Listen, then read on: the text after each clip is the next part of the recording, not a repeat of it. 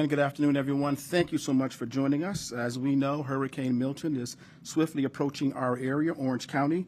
Orange County is prepared to respond, and we will discuss those details this afternoon with the personnel who are here today. Happy to have with us Commissioner Scott and Commissioner Myra Uribe. Thank you all both for being with us. We also have with us United States Congressman Maxwell Frost. And we will do an introduction of Congressman Frost here in a moment, but we will begin our comments this afternoon with Mayor Demings. Mayor?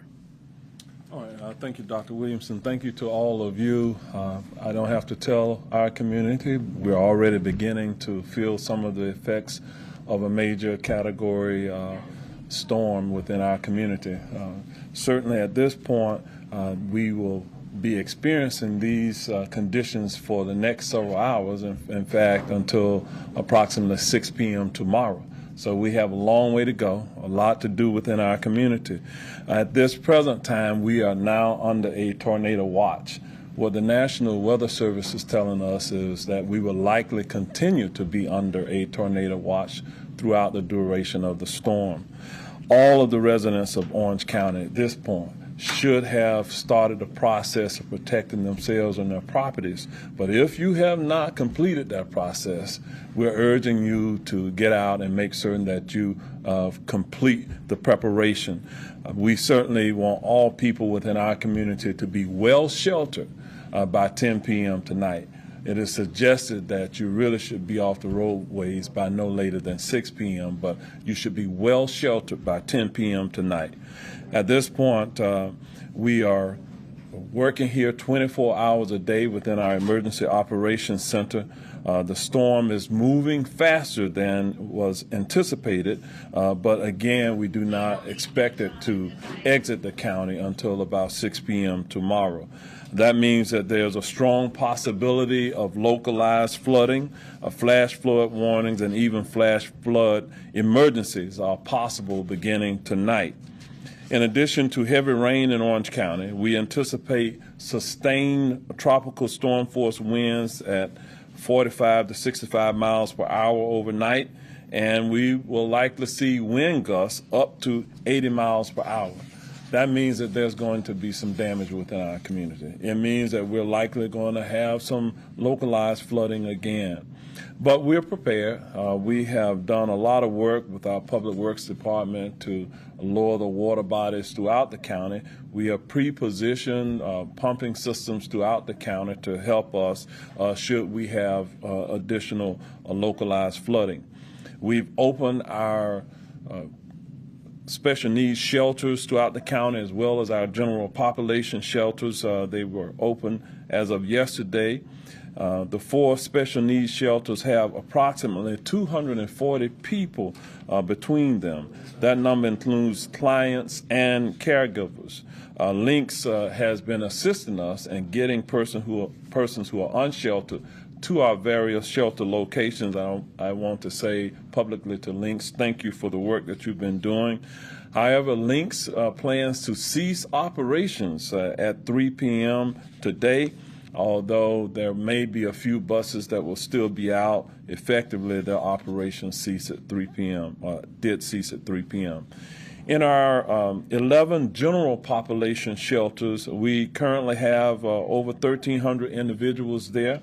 That means that we have about 28% of our capacity is taken up. We can hold up to 4,000 people within our shelters. And so if you are one of those persons who needs to go to shelter, we do have space in our shelter locations for you to go. You can go to our website at ocfl.net, and there's a long list of where those specific shelter locations are as well. We are taking care of everybody, every animal even within our community. You may find it interesting that today at our various shelters there are 68 dogs, 28 cats, 1 bird, and 1 mouse, all cohabitating together in one location. At the Orange County shelter, more than 250 animals are being cared for. Our staff at our shelter will ride it out with those pets or animals that are at our local shelter. And so that's really a testament to the type of teamwork that we have here within Orange County. In addition, we have prepared our community. Within the last few days, we have distributed over 200,000 sandbags to our citizens, and that worked extremely well for us within our community. Also, I want to share with you that our utilities has comprehensive emergency personnel in place for our water and wastewater facilities to provide essential services to residents during severe weather. As a reminder, storing tap water in sanitized containers for drinking and cooking is an easy alternative to buying bottled water. I know some people can't help themselves and they're going to buy bottled water anyway, but it is a way to help yourselves. During periods of widespread and extended power outages, residents are asked to reduce their impact on the wastewater system by reducing water usage where possible. Today and tomorrow, our utilities will not be working with our haulers to collect residential curbside garbage or waste. In other words, there will be no garbage or curbside service for yard waste until Friday and Saturday. So today, Wednesday, and Thursday, no garbage collection. We will start on Friday and Saturday. Also, our fire rescue department worked this morning to make certain that their operational readiness was in place. They continue to make certain that those who are in prone areas for flooding have been given various warnings. That has taken place.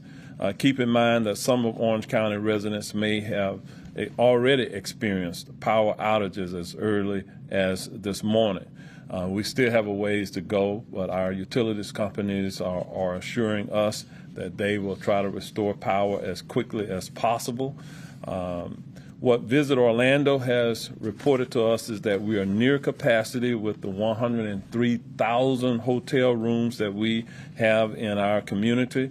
They are 75 to 90% full at this time. The best way to find a hotel, if you're looking, is to go on reservations.com and also go to Expedia. Advent Health asked that I share some information with you. If you are in need of health care during the storm and you're not able to leave your homes or go to hospitals, there's an alternative for you. You can do a video visit with a medical provider for patients in Florida. The video visit started this morning and will be offered through Thursday, October the 10th at 8 p.m. With the use of the code Milton. The video visits are available 24/7. Again, that is through Advent Health. The Orlando Utilities Commission could not be present for this press briefing, but they asked that I read a statement about their service delivery. As Hurricane Milton approaches Florida, OUC is ready to respond. Electric and water crews are in place and are ready to restore services as needed and when it is safe to do so. Additionally, mutual aid crews from other states have arrived and continue to arrive to stage for post-storm response. To get additional information, you can simply sign up for outage alerts offered in English and Spanish by texting REG to 69682, which is my OUC. With that, I'm going to ask Congressman Maxwell Frost to come forward and share some information with you from a federal perspective, and then I'll come back up after Maxwell Frost. Congressman Frost. Thank you, Mr. Mayor. Good afternoon, everybody, and thank you for being here as we discuss Hurricane Milton and the serious threat that it poses to our community. I have 3 quick points. The first one has to do with FEMA support and the emergency declaration. I spoke with FEMA earlier today. The White House checked in twice, both yesterday and this morning, on the storm. I want to assure everybody in our community that Florida has strong federal support in terms of this storm and our previous storm and the cleanup that's going on. President Biden and Vice President Harris have approved the pre-landfall declaration, emergency declaration, which allows us to access critical resources at this point.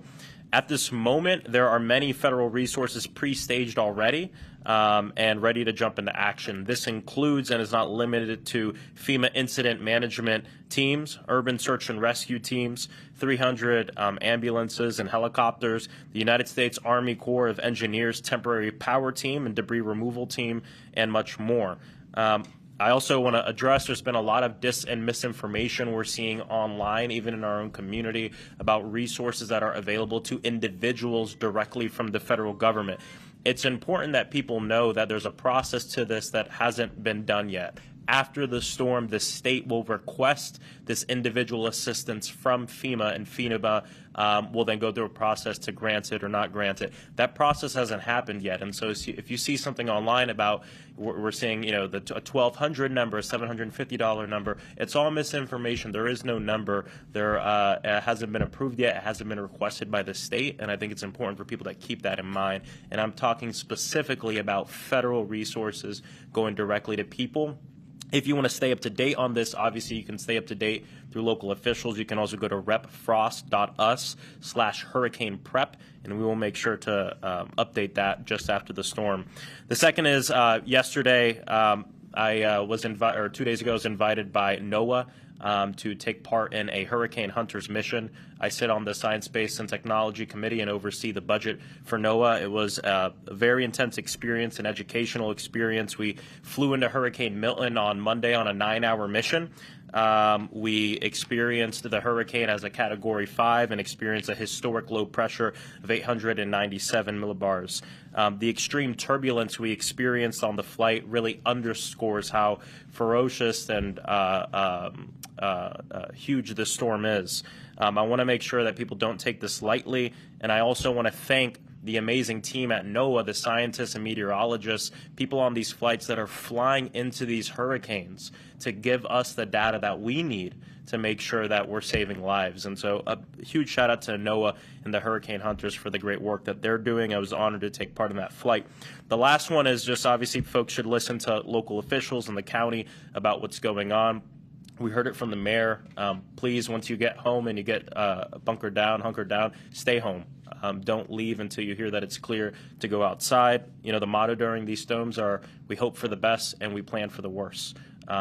It's almost time for us to hunker down and get through this, and then as a community come together to clean up and making sure that everybody's okay. Thank you so much. All right, I'm going to ask Director Banks to kind of come up at this point and give you some updated information about some of the other activities that have been going on here within the community. But I also want to say I appreciate the partnership that we have locally with Congressman Frost and the federal government, as well as our state officials. We have been joined by National Guards personnel within the Emergency Operations Center today. They're in our community prepared to respond if need be. Also, the Florida Department of Emergency Management is with us, and you're going to hear in just a few moments from the Florida Department of Health with Dr. Karsh, who is here. Also, Congressman, I did receive a phone call from the White House myself today offering up whatever assistance is needed for our community. I told them stand by. We'll let them know what that will be in due time. In addition, we had Senator Scott, to his credit, he reached out to us as well today, and so I do acknowledge his phone call. And with that, at this time, I'm going to ask Director Banks to come forward and share information. Thank you, Mayor, and good afternoon. As Mayor Demings mentioned, we're moving very quickly into what I call our impact phase. As a reminder, we discussed yesterday, we really have 3 different phases in emergency management. Our preparedness phase, which has been going on for several days, and very quickly we're moving into impact. Mayor Demings covered many of the aspects of our preparedness phase. Our sandbag plan was intentional, over 200,000 sandbags distributed by Orange County government. Our shelter plan was intentional. As Mayor Demings mentioned, we're at about 30% of our capacity. And that's good. That we intentionally created more shelter opportunities than we anticipated people would take advantage of, because we want to make sure that there is enough shelter capacity to accommodate anyone that wants to come to one of our shelters. As a last example of some of our preparedness, we already started having some responsiveness into the community as early as yesterday afternoon. We had some water issues in the Bithlow community. They were under a boil water notice, and we had some concern about their potential to have potable water through the storm. So utilized our fire department to deliver several pallets of water into the Bithlow community, as well as a particular community down in District 3, Starlight Ranch Mobile Home Park, that didn't have any water. We delivered several pallets of water also to that community. And I offer that as just an example of what we're prepared to do after our impact phase, which is our response phase. That's what we will move into hopefully by tomorrow afternoon, where we start assessing the damage to Orange County, assessing our power outages, assessing potential flooding and the loss of water. We are prepared. Water, as an example, we have approximately 2 truckloads of water palletized that we're prepared to start distributing in the community if that becomes necessary. But as the mayor mentioned, as we come out of the storm tomorrow, we'll quickly be assessing what the damages are. We have hundreds of Orange County employees that will be working through the night and through the storm. And as quickly as we can get into that response phase afterwards, importantly with our partners, with the power companies, we'll be responding out in the community to assess the emergency needs. So I'll turn it over now. We have Logan Stewart with Duke Energy here for an update from our partnership with them. Thank you. Good afternoon. My name is Logan Stewart. I'm with Duke Energy. Duke Energy Florida is finishing up preparations for Hurricane Milton. The company anticipates a major hurricane, as others have said, with life-threatening storm surge along the coast, significant rainfall throughout central Florida, and damaging winds in our service territory that many have not seen before. The company has readied 16,000 crews from across the country to respond to what we think will be more than 1 million power outages across our Florida service territory, and this could be more depending on the impact. Of the 16,000, crews are comprised of power line techs, vegetation management workers, damage assessors, and support personnel. These crews were in place last night at staging sites in the Villages and Ritchie Brothers auction in Davenport, outside of what we believe will be Milton's projected path. They are as close to the impacted areas as possible so that they can respond as soon as it is safe to do so. This includes working in flooded areas. Once the storm has passed, we have additional pre-identified base camp locations that crews will move to in the hardest hit areas. When Duke Energy is ready to begin the power restoration process as soon as it's safe, we want to manage our customers' expectations and ensure that they are planning for extended outages. The storm's impact to our infrastructure could result in widespread equipment damage, causing extended outage durations for our customers. Also, significant damage to customers' homes and businesses could make structures unsafe to re-energize. During the storm, we remind customers to follow safety protocol. Follow the guidance and instructions of your state and local emergency management officials. In case of strong winds, stay away from windows and doors even if they are covered. Seek shelter in a small interior room, closet, or hallway on the lowest floor. If rising water threatens your home or if you evacuate your home, turn off your power at the circuit breaker panel or the fuse box. Disconnect or turn off any non-essential electrical equipment that may start automatically when power is restored, and this will help avoid overload circuits. Never replace a fuse or touch a circuit breaker with wet hands or while standing on a wet or a damp surface. Do not walk, swim, or drive through floodwaters. Just 6 inches of fast-moving water can knock you down, and 1 foot of moving water can sweep your vehicle away. Do not open freezers or refrigerators more than necessary. Opening these appliances will allow food to thaw quicker. For more information, you can see the FDA's food safety guidelines. If customers experience an outage, it can be reported by visiting Duke-Energy, that's Duke-Energy.com, or the Duke Energy mobile app, or by texting OUT, O-U-T, to 57801, or by calling 800-POWER-ON. Finally, please be sure you take a moment to update your contact information with your Duke Energy account and sign up for outage alerts so that we can provide up-to-date information to you related to outages. We would like to thank Mayor Demings and all of our partners today, and just encourage you to heed their advice. This is going to be a really strong and powerful storm. Finally, all of us at Duke Energy would like to ensure our customers make safety a priority before, during, and after this storm, and please look out for your neighbors. Thank you. And I will now turn it over to Dr. Parch. Thank you, Logan. Good afternoon. My name is Dr. Robert Karch. I'm the director of the Florida Department of Health in Orange County. The Florida Department of Health is prepared is operating 4 special needs shelters at this time. Goldenrod, South Econ, Silver Star, and Freedom High School special needs shelters. These special needs shelters are designed for people who are electricity dependent, who require supplemental oxygen, who are mobility or memory impaired, or require special medication assistance. Registration for the special needs shelters can be done by calling 311 or 407-836-3111 for assistance, or clients can register on site. Caregivers should always accompany clients to the special needs shelters.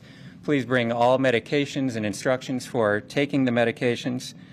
Provider contact information, emergency contacts. Please bring an ID with a current home address. Any assistive devices such as canes, walkers, wheelchairs, glasses, dentures, hearing aids, electrical chargers and extra batteries for electrical devices should be brought.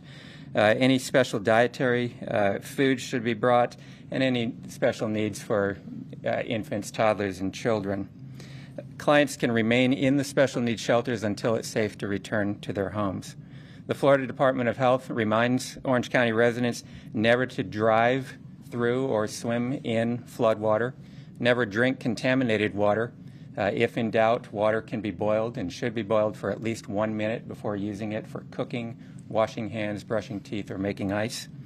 As was already mentioned, generators should always be used safely outdoors, never in enclosed spaces, even in garages, always 20 feet away from the home and 20 feet away from the neighbor's home, and never around doors, windows, vents, or air conditioning units.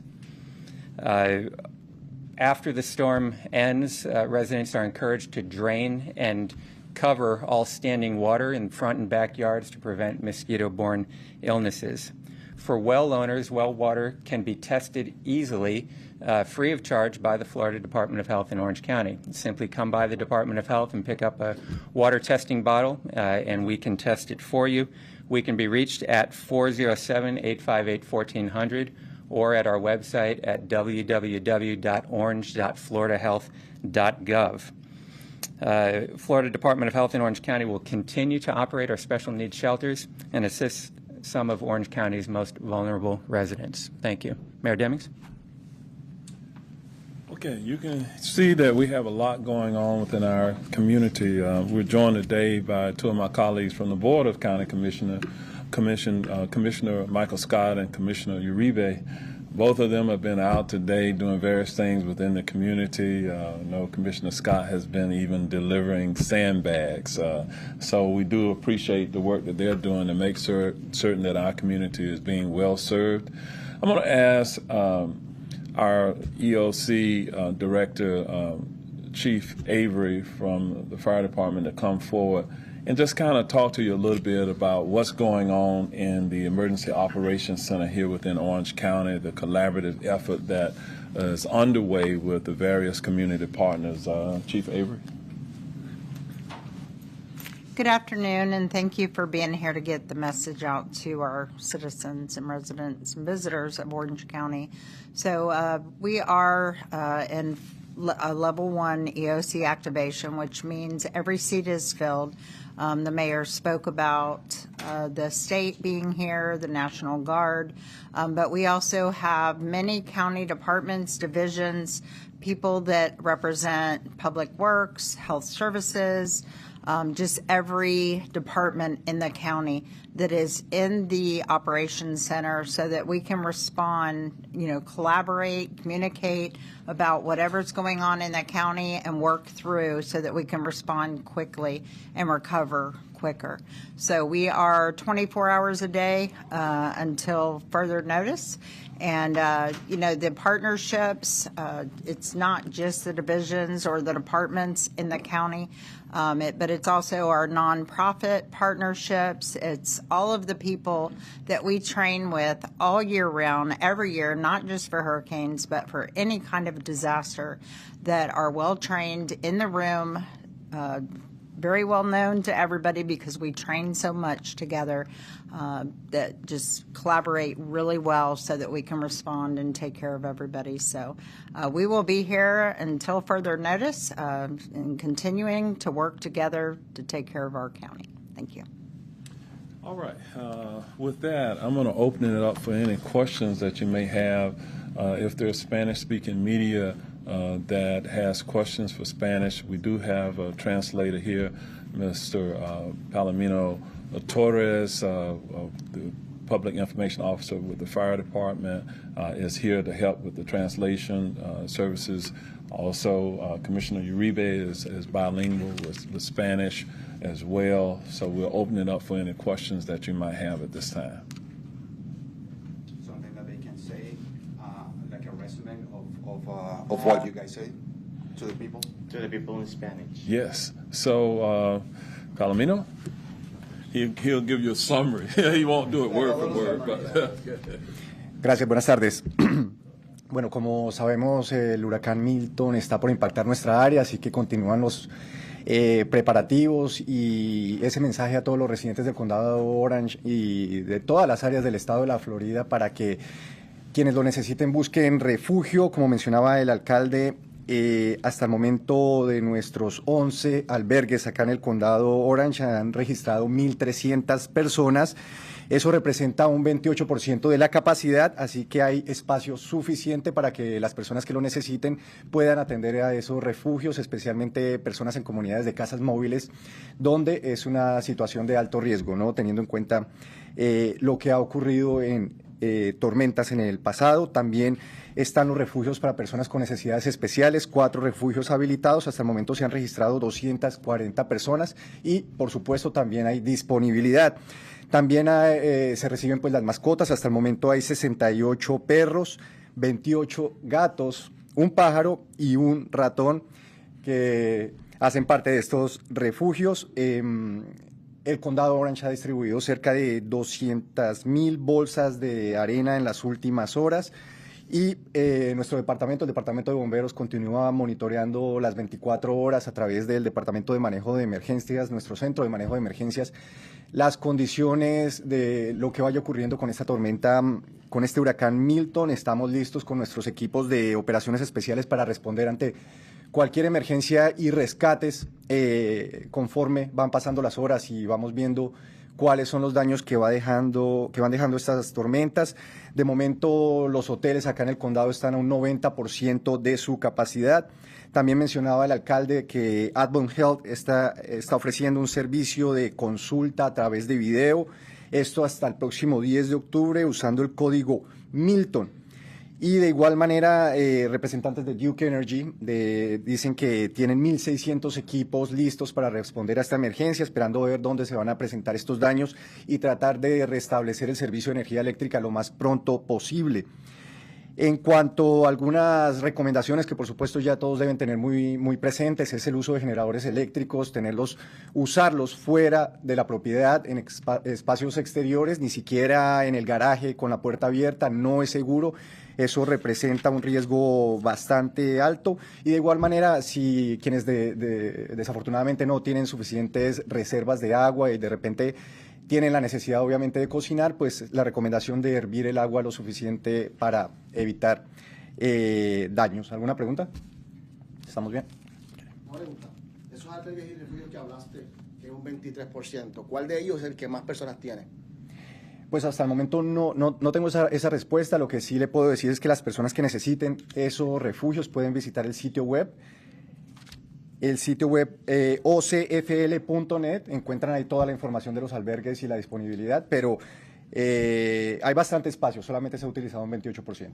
También hablaron de los animales. Sí. Hay animales en refugio, ¿me puedes dar un poquito más de número si es que tiene alguno? Sí, lo mencioné anteriormente, lo repito una vez más, hasta el momento hay 68 perros, 28 gatos, un pájaro y un ratón que han sido registrados en nuestros refugios.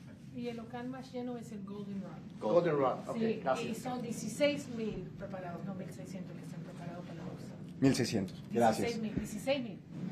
16.000. Lo importante, por supuesto, la recomendación a todas las personas que estén seguras en sus hogares, que traten de revisar a sus vecinos, de atender a sus vecinos y bueno, esperemos que sea lo mejor al final de esta tormenta. Muchas gracias. Gracias. Okay, are there any other questions? If not, any of the ones who have spoken at this point will be available for any one-on-ones. All right, thank you all, and we'll come back to you sometime tomorrow.